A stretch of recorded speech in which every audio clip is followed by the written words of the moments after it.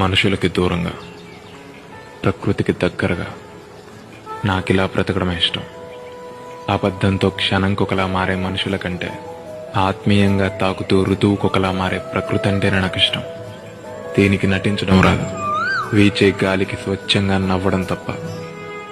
ఒక నిజమైన బంధం ఇచ్చే కౌగిలిలు పసి పిల్లాడిలా ఒదిగిపోవాలంటే నాకింతకంటే గొప్ప కౌగిలి ఇంకెక్కడా దొరకదు.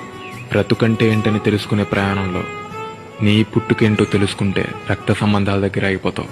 జీవం పుట్టుకేంటని అడుగు, ఇలా ప్రకృతిలోకి వచ్చేస్తావు. ఇక్కడ నడుస్తూ ప్రతి అడుగులో సూక్ష్మాన్ని తాకుతూ వాస్తవాన్ని వెతికే ప్రయాణమే జీవితానికి అర్థం. ఇదే కదరా బ్రతకడం. బ్రతికే కొంతకాలం చాలు ప్రాణానికి అతి దగ్గరైన బంధం ఏంటో తెలుసుకోవడానికి. ఉన్న ఒక్క జన్మని పూర్తిగా బ్రతికి చావడానికి. ఖచ్చితంగా ప్రకృతి అది. ఎన్ని ప్రశ్నలు అడుగుతావో అడుగు, నీ ప్రతి ప్రశ్నకి సమాధానం చెప్తుంది. దాన్ని